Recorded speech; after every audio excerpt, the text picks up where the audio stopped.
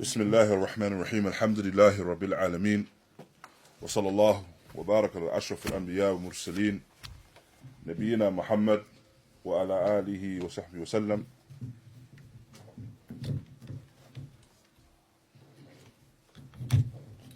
أما بعد, alhamdulillah, today we will continue with the Kitab al-Hajj. And previously we discussed some of the main aspects of the Hajj. For example, the Iḥrām, the Miqāt. And so, previously when we discussed the Iḥrām, بالتالي, that which follows, logically, of course, is that we discussed that which will harm the state of Iḥrām. Essentially nullify that state. What are the actions that nullify the state of being in Iḥrām? And so Ibn Qudāmah, raḥimahullah, he begins by mentioning وَهِيَ تِسْعَةٌ. They are 9. So there are 9 things that nullify the state of Iḥrām. And he mentions the first one, حَلْقُ الشَّعْرِ. So the first of them is the shaving of the head. So one is not permitted to shave the head whilst in the state of Iḥrām. And the proof for that is the hadith. This is the hadith of the Messenger of Allah sallallahu alaihi wasallam from Sahih Bukhari and Sahih Muslim, in which there is the hadith of Kaʿb ibn ʿUjrah, Kaʿb ibn ʿUjrah, in which he mentions that the Prophet sallallahu alaihi wasallam, he mentions that it appears that you face harm by way of the aggravation upon your head. Naam. And it says, Naam, Ya Rasulullah. Oh yes, Messenger of Allah. فقال رسول الله صلى الله عليه وسلم اهلك رأسك وصم 3 أيام أو أطعم 6 مسكين أو أنسك شاة. And so due to that which he was afflicted with by way of the head injury, the Messenger of Allah sallallahu alaihi wasallam advised him to shave the hair and then fast 3 days or feed 6 from the masakeen, or to slaughter the sheep. And so this is an indication, this is an indication that the shaving of the hair is from the things that nullify the state of Iḥrām, or at very least harm that. And so likewise, we understand from this as well is that the shaving of the hair, a removal of the hair, is not just exclusive to the removal of the hair on the head. And so when it says removal of the hair or shaving of hair, then we understand this to be shaving of any hair. Now, shaving of any hair. Likewise as well, with this, there is ijma', there's consensus. There's a consensus upon the one that's upon in the state of Iḥrām to cut the nails. So this is the second one. So the first one is shaving of the hair. The second, cutting of the nails. And this is the ijma' of Ahlul Ilm. And the person cannot cut the nails illa min udhr. The person is not permitted to cut the nails except if they have a justified and legislated excuse. And just as you find that the person is not permitted to shave the hair, he's not permitted to take from the nails. And Ibn Mundhir, he mentions أجمع كل من نحفظ عنه من أهل العلم على أن للمحرم أن يزيل ظفره بنفسه إذا انكسر لأنه يؤذيه ويؤلمه، يعني وأشبه الشعر يطلع في عينه وصائل يصول عليه. As Ibn Mundhir, he mentions that there is consensus in relation to the nail. Consensus from the people of knowledge that we have memorized from, as he mentions, is that the muhrim, the one that is in the state of ihram, he is permitted to remove the nail by himself if it breaks. Why? Because it's bringing some form of harm. The nail that's broken now has brought harm and is bringing some sort of pain. And this is compared to the hair that may overgrow and may enter into the eyes. Again, this should be removed. This is meant to be removed. And so, what we understand from the speech, again, going back to the affair of the ʿudhr, the legislated excuse, that the individual is permitted to take from the nails if he has a legislated excuse, excused by way of the shar'.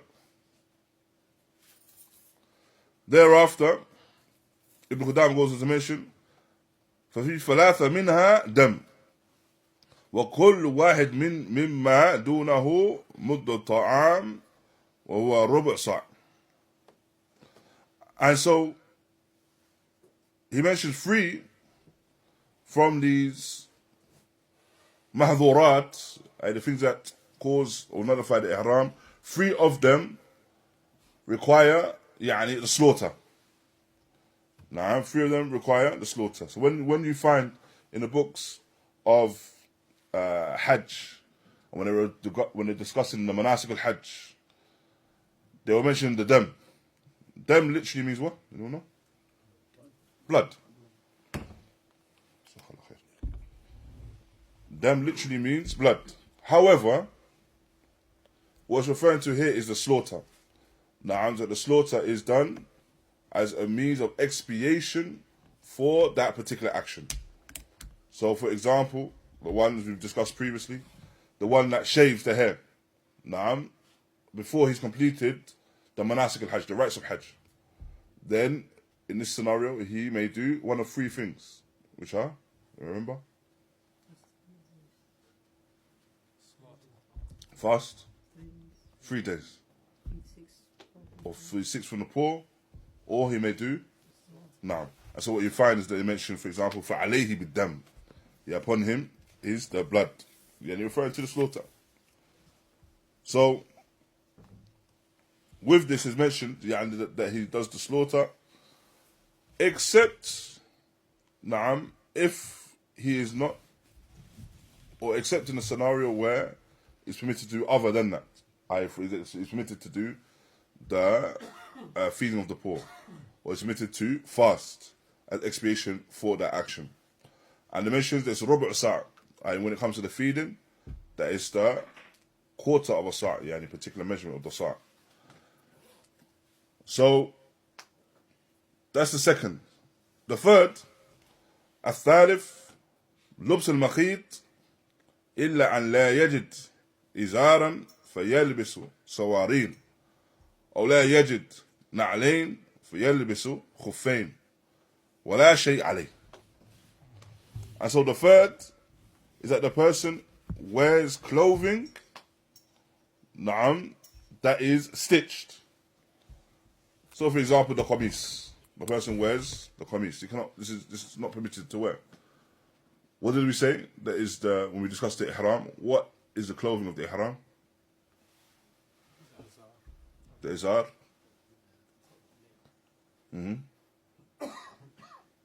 With the condition specifically that it's not what? Unstitched. There's no stitching in their clothing. There's no stitching in the clothing. And so, with this, as that being a condition, then we say that if a person does wear that, then they have, again, nullified that state of ihram. Except, as mentioned, if the person does not have an izar. So he doesn't find clothing for izar. Na'am, at the bottom half. Or he doesn't find some na'alayn, shoes to wear, then he's permitted to wear, what if he doesn't find the izar? He's permitted to wear trousers. This is a case of he doesn't find it at all. And if he doesn't find shoes at all, then he can wear from the khuffayn. And again, this is mentioned by Ibn Mundhir.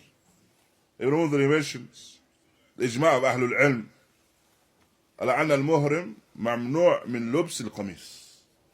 And the muhrim, the one that's in the state of ihram, it is not permitted for him to wear the qamis, was-sarawil, wal-khifaf. Na'am. And so it's ijma' that he's not permitted to wear the qamis, the shirt. He's not permitted to wear the trousers or the leather socks. And so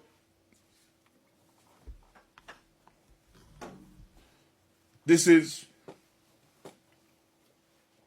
based on the hadith muttafaqan alayh, where the Messenger of Allah sallallahu alayhi wa sallam, he outlines these things that are not permitted to be worn. He mentions لا تلبس القميص والأمائم والسراويلات. Now إلى آخر الحديث. Hadith found in Bukhari, Muslim.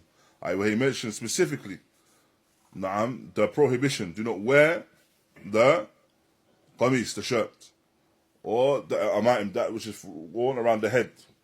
The imama, or the trousers, or anything that is regarded as being from the shirts. Likewise, do not wear from the leather socks. So of course leather socks are stitched. So anything that's stitched. إلا أحد لا يجد نعلين. Except for the one that does not find shoes to wear. فليلبس خفين. Then he may wear the خفين. وليقطعهما من أسفل من الكعبين. And he cuts them from below the ankles.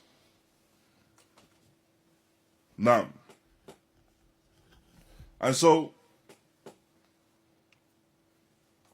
this is the third. This is the third. Then we have the fourth. والرابع تغطية الرأس والأذنين منه. And the fourth is covering over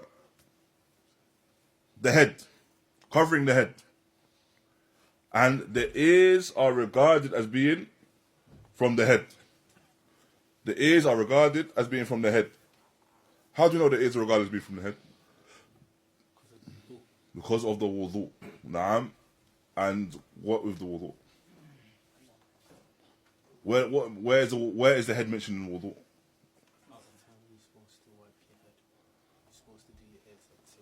Where is it mentioned? The ayah. Naam. So the ayah mentions the wudu. And the ayah mentions what first in the wudu? Washing the face.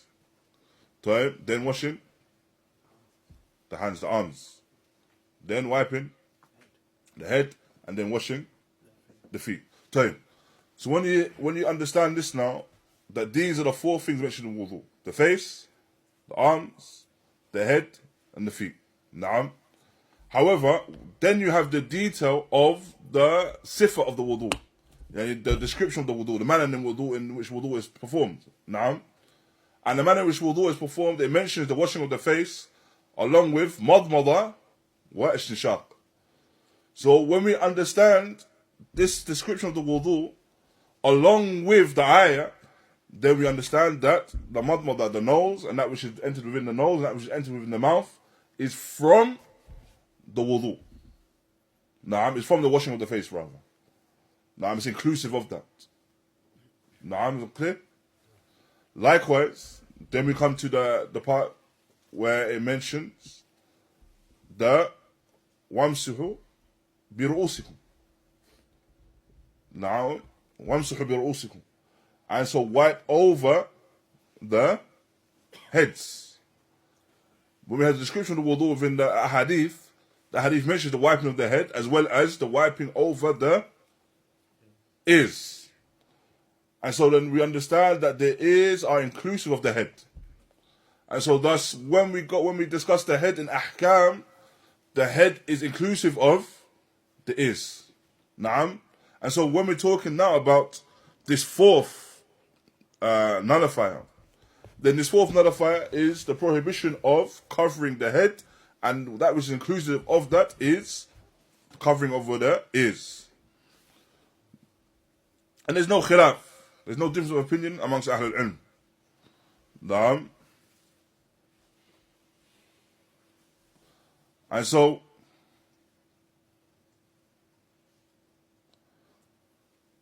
with this is understood from the hadith of the Nabi alayhi salatu wasalam found regarding the mayyit, the one that has passed away, where he mentions alayhi salatu wasalam, لا تخمروا رأسه فإنه يبعث يوم القيامة ملبيا. I do not cover his head. Naam, do not cover his head, for indeed he will be raised Yawm al-Qiyamah, stating the talbiyah. What's understood from this is that this is a general prohibition of covering over the head. So even though we understand that the one that is wrapped during the washing or after the washing for the janazah, the one that is wrapped, that he is not permitted, or is not permitted to cover the head.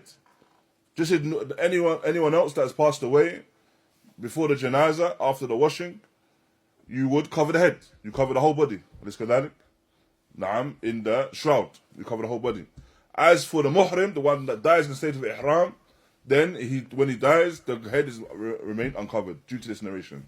However, this narration, Ahlul Ilm, they mention, this is something mentioned as ijma'. Naam, ijma' again mentioned by Ibn Mundhir. He mentions أجمع أهل العلم على أن المحرم ممنوع من تخمير رأسه or من تخمير رأسه. And so is ijma', the consensus that it is not permissible for the one that is in the state of ihram to cover over his head. Naam, to cover over his head. And this is due to the general narration here. Also, some of Ahlul Ilm, they mention in relation to this as well, is that this is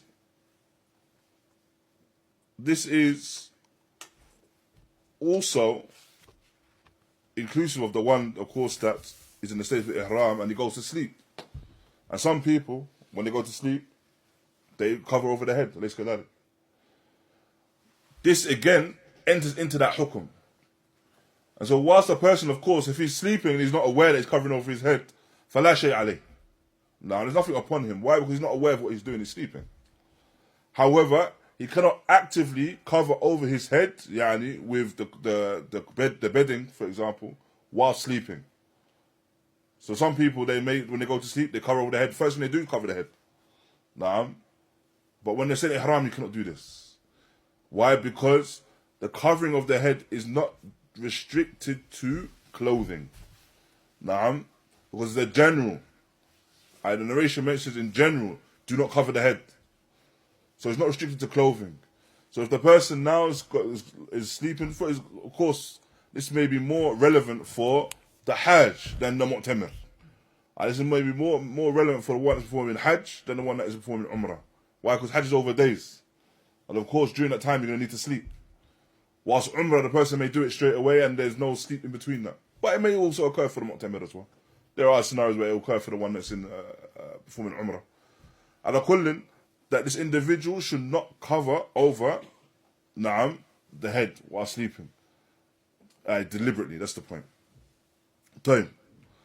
Thereafter, we have the fifth We have the fifth, which is a tayyib fi badnihi wa thiyabih. And this is that the individual perfumes his body or perfumes his clothing. Now perfumes his garments. And again, this is something which is mujma' alayh. Mentioned that there's ijma' in relation to that. Listen due to the narration found in Sahih Bukhari. It mentions لا تحنطوا, يعني تحنطوا referring to the perfume. You do not perfume oneself or yourselves. And in the narration found, or the wording, the same narration but the wording found in Sahih Muslim mentions لا تمسوه بالطيب. I do not touch it with perfume, referring to يعني the perfume oneself. However, it's important to distinguish between what is done before Ihram and after the state of Ihram. Because what is done before the state of Ihram, can one perfume themselves before entering the state of Ihram? We discussed it last time now. You can. And rather, that is what? From the Sunnah. Now, rather, it's from the Sunnah to do. So not only are they permitted to do it, it's rather it's encouraged. It's mahmud. It's something which is praiseworthy. Thereafter, whilst in the state of Ihram, naam, they perfume themselves. It's not permitted. Naam, it's not permitted. But what could be said as well is that it's from the hikmah that the person perfumes himself before the state of Ihram, because they're not permitted to do so whilst in the state of Ihram. They're not permitted to do so whilst in that state of Ihram. Wallahu ta'ala a'lam. Naam. Then we have a sadis, the sixth. The sixth is a qatl. Naam, the qatl, referring to qatl as-sayyid. So the person cannot kill, yani hunt.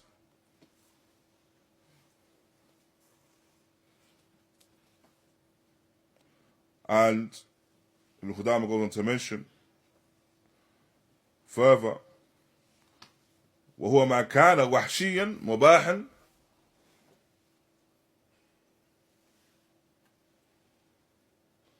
وأما سيد البحر والأهل وما حرم أكله فلا شيء فيه إلا ما كان متولدا من معقول وغيره. And so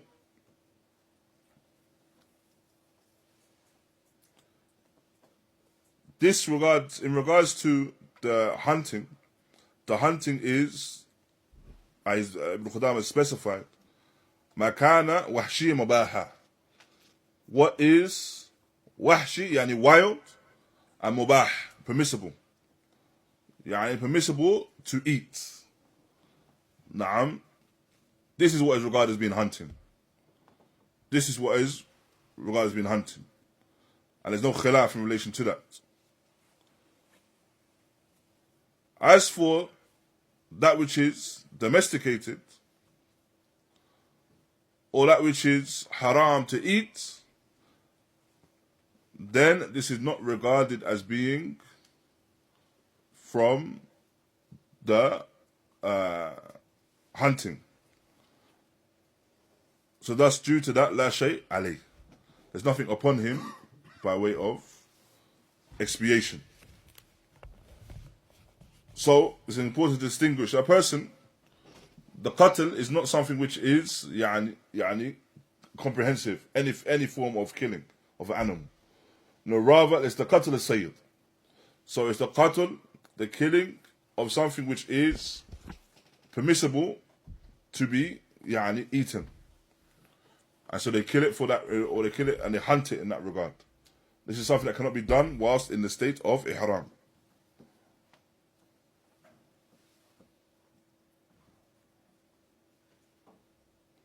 As for the Sayd al-Bahr, so as for example, the hunting or the fishing essentially, then this is something which is permissible to do as well. This is permitted. Thereafter, we have the 7th, which is the عقد النكاح.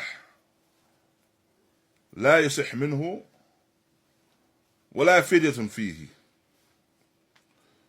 And so, the عقد النكاح is not permissible, and rather it is not a correct nikah. So doing the marriage contract whilst in the state of ihram is not a correct nikah. Naam, but there's no fidyah as well. There's no expiation to be done in that regard. Now, what we understand from this tahrim,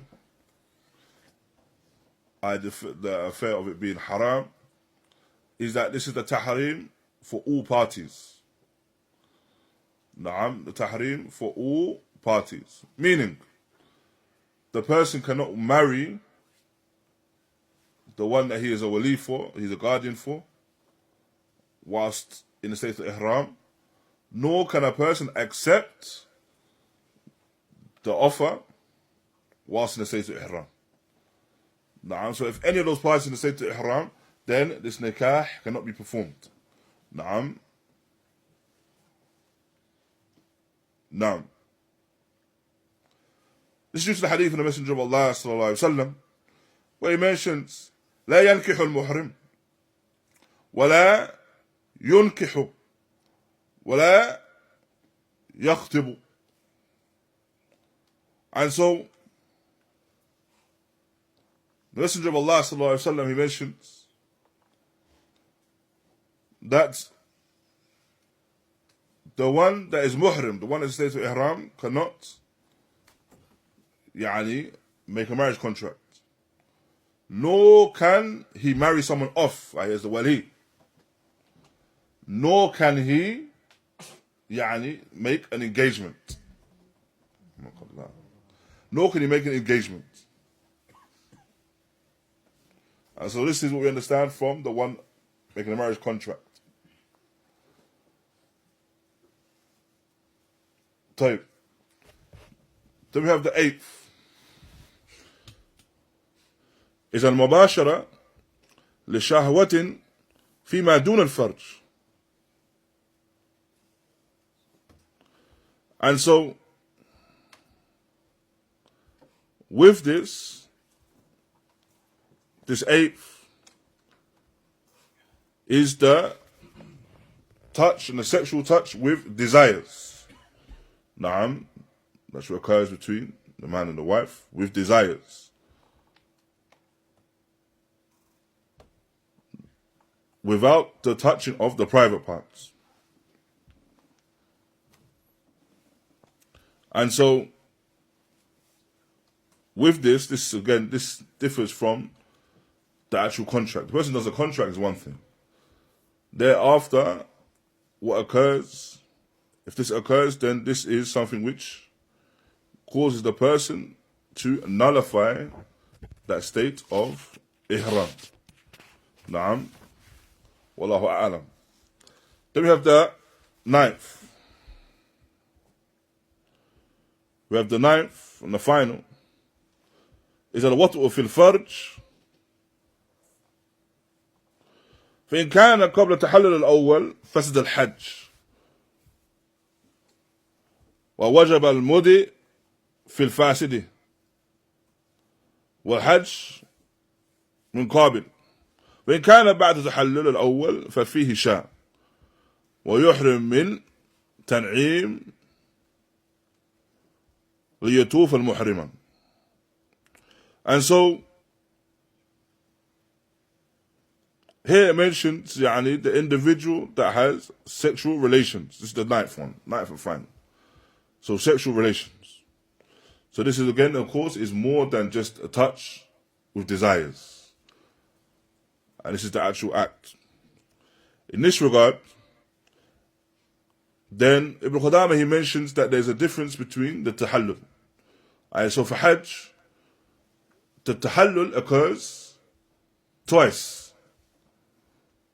Tahallul occurs twice. Tahallul referring to the effect, in effect, the person leaving that state of ihram. Naam. And so when does the first tahallul occur? You will know.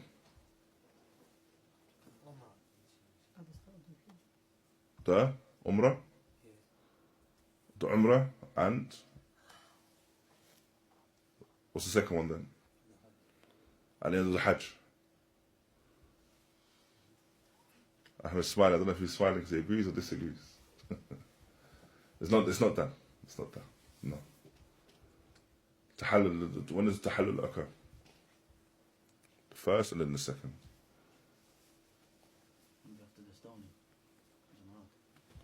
After the stoning of Jamarat. You saw Jamarat a few times. Which one then?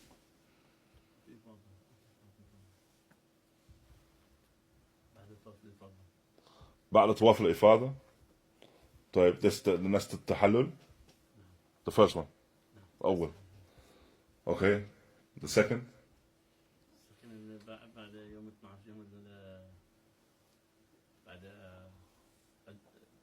يعني الجمرات الثالثة يوم 11 و 12 اللي بعد 12 بعد 12 بعد 12 يعني وبعد يعني بعد تشريق قصدك نعم.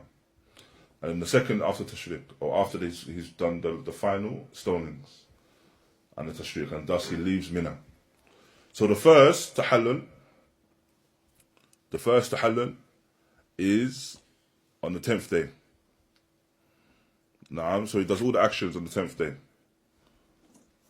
Do you remember what we did? We mentioned regarding those actions he does on the 10th day?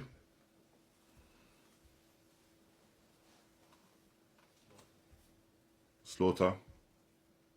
Well, we'll go through the description of Hajj again. Let's do it quickly now, so we understand when, and we'll put in the tahallul each time. So the first, when does the Hajj begin? Which day? Which day of Dhul Hijjah? Which day? The 8th. Naam, the 8th. Naam. And on the 8th day, you go from where to where?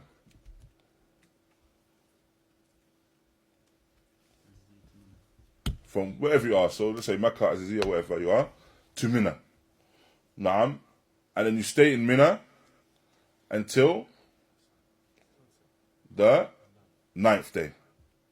On 9th day, you go to where? Arafah. Taib, on 9th day, you go to Arafah. And you stay in Arafah until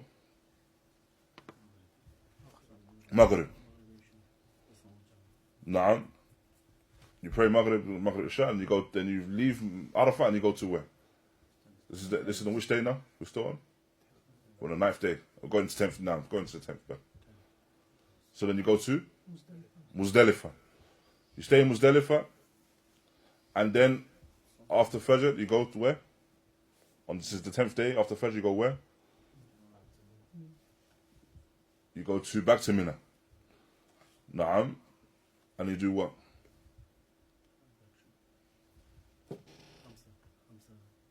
Now, you do?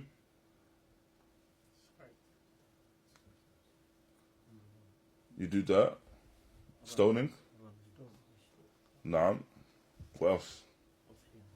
The slaughtering? Then you go to Makkah, you can do the tawaf. Naam, tawaf al-Ifādah. Stoning done, and then shaving the head. Time.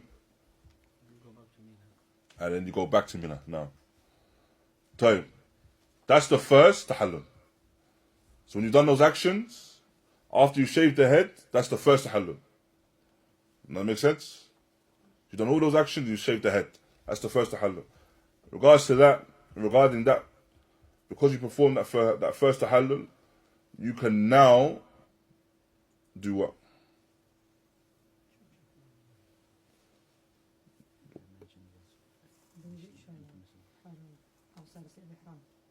You can. Those things that are halal outside the state of Ihram, except for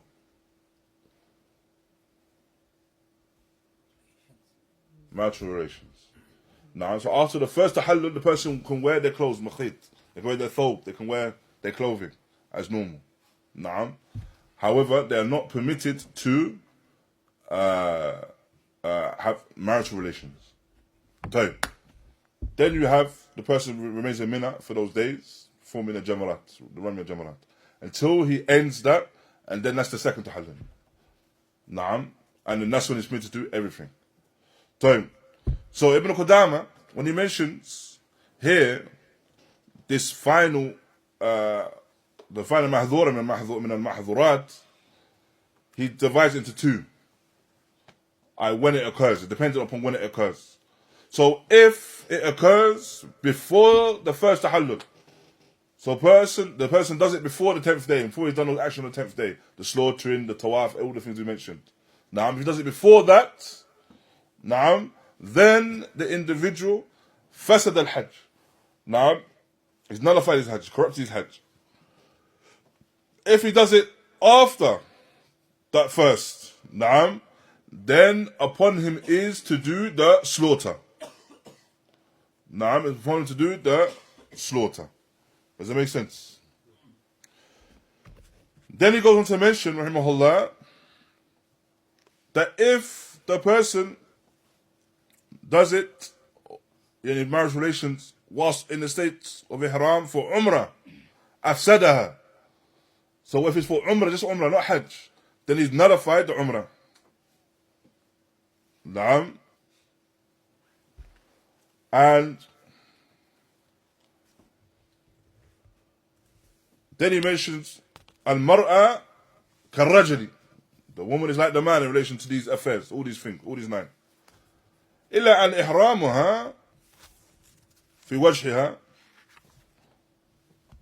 ولها لبس الخيط. Except for the fact that she is able to wear that which is stitched, and that she must not cover the face. Naam, must uncover the face when it stays to Ihram. So it's muharram for her to cover the face. I'm referring to the wearing of what is commonly referred to as the niqab. Naam. So what is done by the women that commonly will cover their faces anyway is that they will extend the clothing to cover over the face, which is permissible. But they cannot have a separate garment that covers the face. That's what is understood by way of that. And Allah Ta'ala knows best. We'll conclude with that, inshaAllah. Jazakumullah khairah. Wa barakallahu feekum. Wa sallallahu wa barak ala nabiyyina Muhammad wa ala alihi wa sahbihi wa sallam.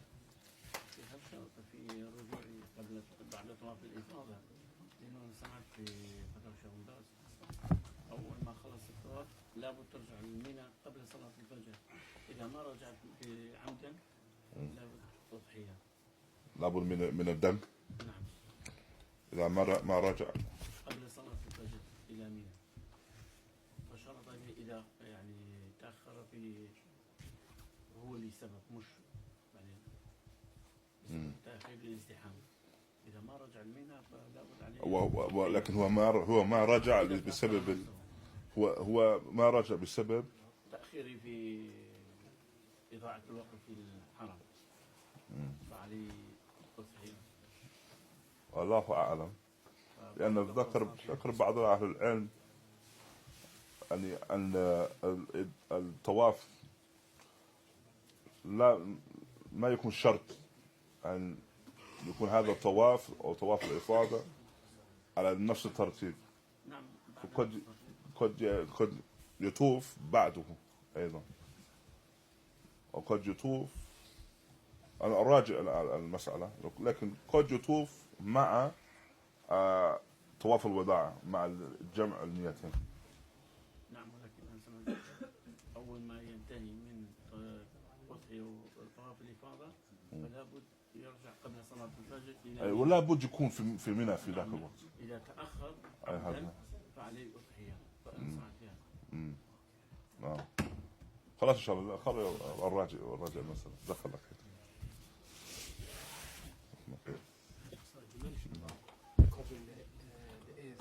Yeah. So in terms of let's say the headboard, They shouldn't wear those. Because it covers the ears. So it covers something significant from the head. Allah is best.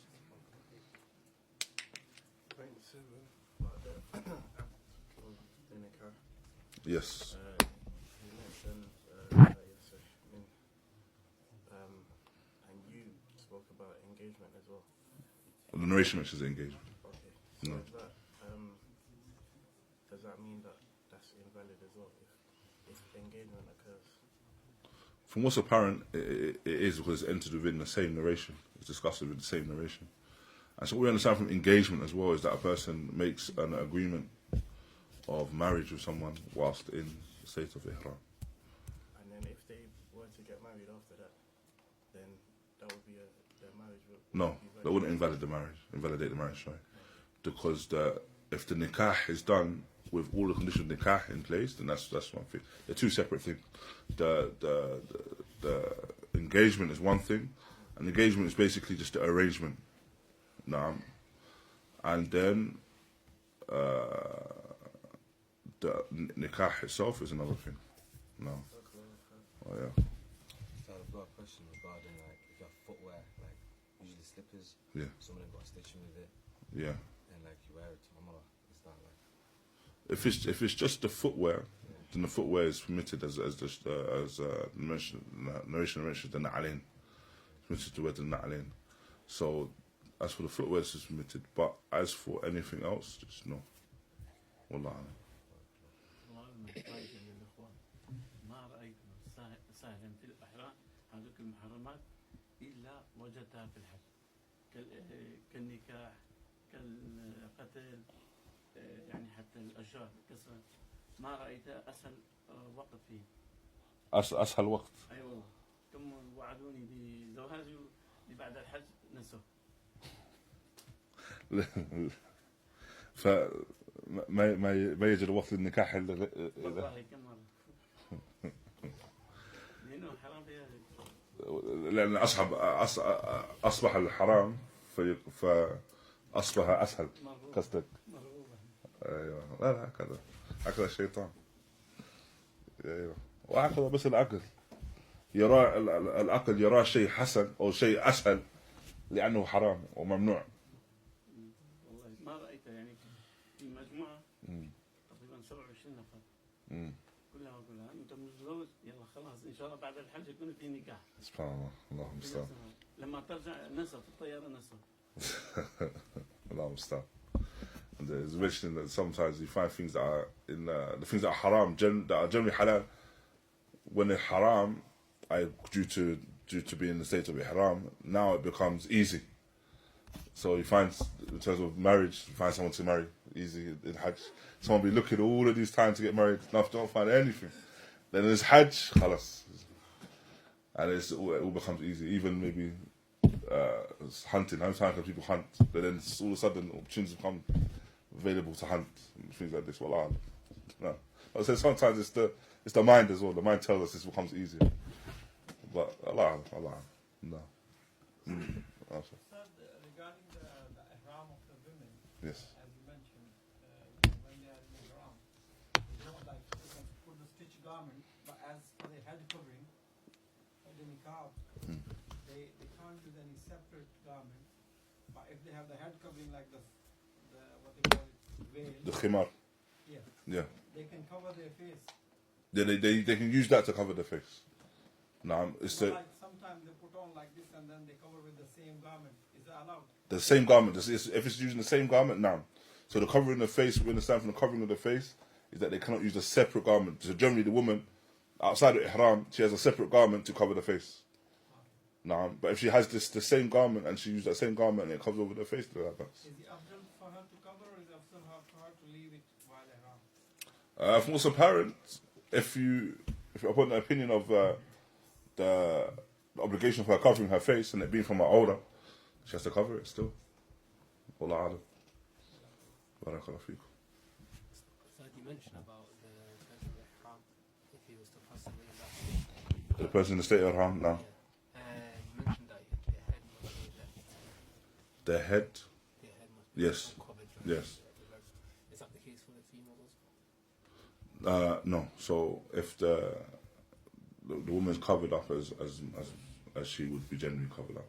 As for the men, then now the men are uncovered. Because of course, this is with the females, it's to preserve her aura. As for the males, and the face and the head is not from his aura, so this can remain uncovered, inshallah.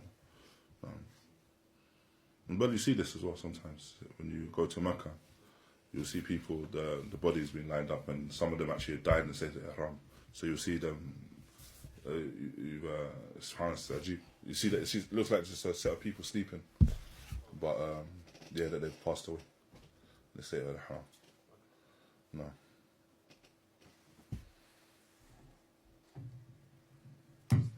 No. You know when you're a traveller and you're setting off on a journey, when do you read Dua al-Safar? Do you read it as soon as like you get in your car just outside your house, or once you become a traveller, once you've left your city? You should do the Dua al-Safar when you begin the journey. Even though you haven't left maybe your city, you do it at that point. Why? Because you've started off with the intent of that journey. So the fact that you've left and you intended to, so as soon as you begin the intent to travel, inshallah. So if it's a case of you're leaving the house with the intent to travel, then you do it then, inshallah. If it's, for example, you're out already, then you think, oh, let me just go somewhere, which is a travel, then at that point you do the Dua. No. If you're traveling and you go to the masjid for Isha, but you miss the first two rak'ahs. Yeah. First two rak'ahs, then So you're traveling and you miss the first two. Yeah. upon you is only to pray two, but if you pray with the jama'ah, you have to make up two more. Yes. So if you've come into the masjid, you're a traveller, and they pray, you missed the two, and now you pray two with the imam, you have to complete the other two as if because you was praying with the imam in that case. The only time you wouldn't complete is what? In what scenario? Huh? If you were the imam? No, I'm saying if you miss it, you're the imam. No, I'm talking about if you're following the imam. In what scenario would you finish a salah with the imam? Salat al-Maghrib. Okay, why? Because you can't pray more than three. So if you pray, What's your question? Yeah, you was there, then you pulled out the challenge last minute. you was there. What's the question? In what scenario? Because we mentioned the scenario where a person comes in, the imam would pray two rak'ah, so then you complete those other two as well, right? In what scenario would you miss something from the salah and still complete with the imam? When you miss the first rak'ah. No, that's it. If you miss the first rak'ah of Salat al-Maghrib, then you would complete with the imam. Why? Because that is 3 rak'ah. No, and you was going to pray 3 rak'ah anyway. No. Is that the case with you? So sorry, Afwan. So if not Salat al-Maghrib, it's upon you to pray Maghrib, but the imam's praying Isha. Naam, and then the imam's prayed, you missed the first rak'ah, and then he's prayed 3 others, and you prayed those 3 others with him. Then in that scenario, you end with the imam. Naam, you finish salah with the imam. Naam. Afwan, sorry. You answered the question. I said, is that the case when it's traveling? Yeah, when he's traveling, yeah. When he's traveling. So if you're a traveller, like you go to the city and then you pray like Maghrib with the imam. So what's better for you to do the Jama'ah with another 2 for Isha, or just wait as you know you're gonna be there and they're gonna do Jama'ah anyway? So in that case, And so you travelled and you know that you're going to be there for Isha anyway, basically. no, you present while Maghrib arrived. Yes. You prayed Maghrib. Yeah. After Maghrib, with the travel you have to combine Maghrib and Isha. You don't have to combine. Huh? You don't have to combine. You don't have to. No, you have to shorten, but you don't have to combine. Or it's not better to combine the both. There's Dhuhr with Asr, or at the Asr time, Dhuhr and Asr. there's fadl in both, so you can combine and you can pray separately as well. What you must do though is shorten. You can't pray the full salah, if that makes sense. But if you're behind the Imam and they're doing 4, how could you shorten? No. So I mean, if you pray by yourself, other than imam. Okay. So if you pray by yourself, you have to shorten. Or if you're the imam, you have to shorten. If you're praying behind the imam that is resident, then you pray the full salah. But if you are praying by yourself, or you're the imam, then you have to shorten. But when it comes to when it comes to combining, then you're not obligated to combine. Rather, as well, there's some narration that mention how the Prophet ﷺ would pray the salawat in each and every one of their times whilst travelling. And so there's fadl mentioned in actually praying the salat in its time as well, even whilst travelling. No. So, you know that when you mentioned that when you're travelling, you have to half your salat, short. Yeah, shorten the salah, yeah. Okay. But what about if, like, say, if you're going to visit family members, Yeah. and you know that you go from Manchester to a different city, Yeah. you're going to be there for like a week. Mm-hmm. Obviously, you've travelled there. Yeah. The first day you got there. Yeah. Do you still need to, if you know that you're relaxed, you not just pray like normal without short? We hope you be relaxed anyway. Inshallah. You're not on edge. That's not a condition that you've got to be on edge. But I understand. What it is that when it comes to the one understanding who the traveller is, then this is something that goes back to what is referred to as the urf, the custom. What is understood for an individual to be a traveller. Now, so there's certain things that we'd understand that a person, if they're in the land, they are a traveller, or they are a person that is a resident. Now, and so when a person in particular, he goes, for example, he's going to visit family, but it's not his home. Now, there's nothing of his that he possesses there. He doesn't contribute to anything in that home. He's a visitor, and thus he's travelled to visit there as well. Irrespective of the amount of time he's there, he's still a traveller. He's still a traveller. So even if he goes, in your example, he's gone for a week. In that time, he's still a traveller. Why? Because he's staying with someone, staying in someone else's home. And he's not a person that contributes to that home in particular. So then in that case, he's a traveller. The opposite of that is what you find, I think we discussed before. Some people, they will say that I'm going to a particular land to study. This happened with some students in the jam. And it's erroneous. And they say, because I know I'm going to be here for 6 years, for example, and come back home, I'm going to be a traveller for that amount of time, so I know I'm going back home. However, he does everything that is regarded as being a resident. Rather, he even has a card that that says he's a resident.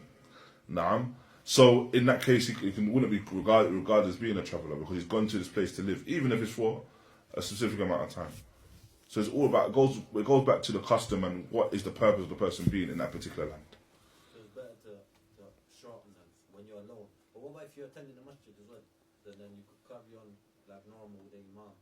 Yeah, so if you attend the masjid and you're in a land that you travel to, then you pray the full salah behind the imam. And it's the same.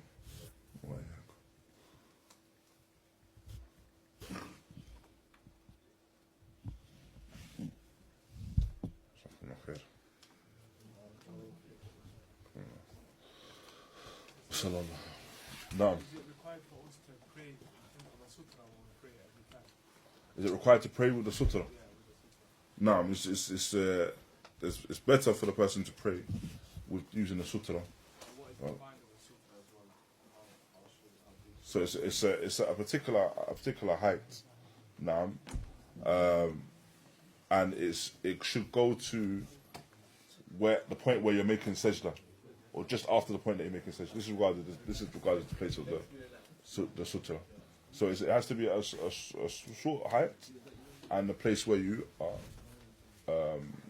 where you're making the sajda. No.